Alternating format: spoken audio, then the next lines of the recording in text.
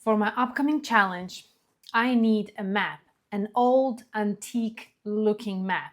So I will make it by myself because there are certain things that I need to place on that map, like ingredient search for the painting challenge of 12 days, 12 ingredients. So I'm going to show you the process of making an antique looking map. I have a piece of cold pressed paper, which is 300 GSM. Let's go on this process together. This is the paper that I will be using. It was already bended in half, so I am not too worried about this because I will be staining this paper in tea, and it will be also bended even more in my video.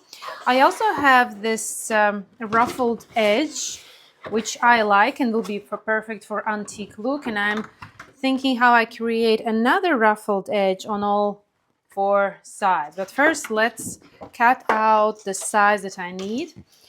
My map needs to be 32 centimeters high, which is perfect, and 48 centimeters wide. Let's check. This is the straight edge, and I need 48. I have 40 and a little bit more, 48, correct? So I will just mark roughly. We don't need great precision. And I will tear with my hands. Yeah, this will be perfect for my tiered and antique looking map. Something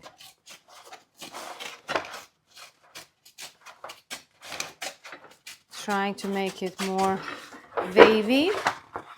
Then I have another one here. So I will just go and tear this edge a little bit off.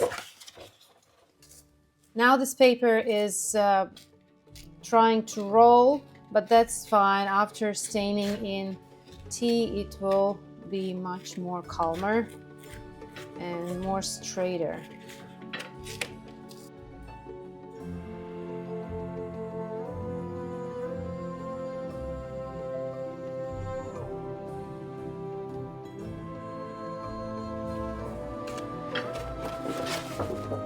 Perfect. Now all 4 sides are as I need them.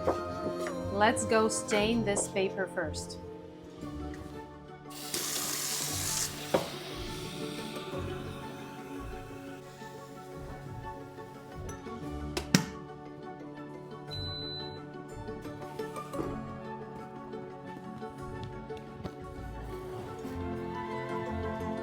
To stain paper with tea, we need black tea, so I'm taking Earl Grey. This is what I found. And you need to take quite a big amount of that tea.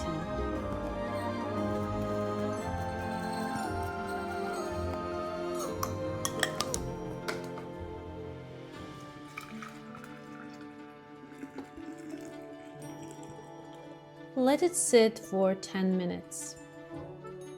On the internet, I found a description of this paper staining method, and the recommendation is to use a plastic container where the tea and paper will be submerged, but I couldn't find the size of this paper, the plastic container. So I found a cover for a big plastic container where I keep my son's Lego details, and it is perfect size. And I think it's just enough to submerge paper. Pouring in tea. There are some tea leaves as well, so I'm completely okay with that. Maybe they will leave some extra mark and only my paper will benefit from it. And be sure that your cover is clean before adding tea. And now placing paper inside. Oh, tea is going over, but that's also okay. For that reason, for that purpose, we have paper towels. Maybe a little bit more. And now in this state, paper needs to be 15 minutes so that the stain color is permanent and intense.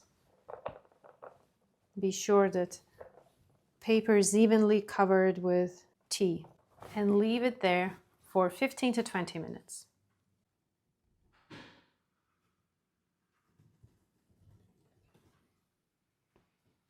"20 minutes have passed, and now I need to dry this paper. We'll see how it will go. For drying, I will be using hair dryer. I don't have time for natural drying. Other option was to bake in the oven, but I'm not sure about that.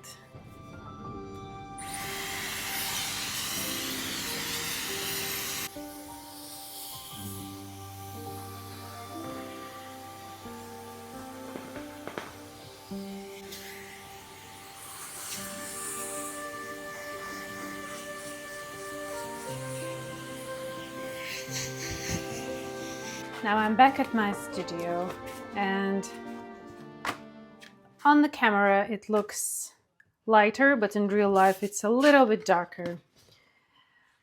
The back side, I don't know why these white spots appeared, but that is the back side and I'm not worried about that. I will be doing my map illustration on this side. Also, the bended part, I'm a little bit scared that it can tear, but better to bend it in half, I guess, in order to avoid the tearing of the paper. But first I will do with pencil outlines of the spots for my challenge, where I will be looking for ingredients, and then illustrate, add some watercolors, a little bit, not too much, maybe some side illustrations, and yeah, it will be ready. I love how it looks. It already looks really good. I love how tiered edges.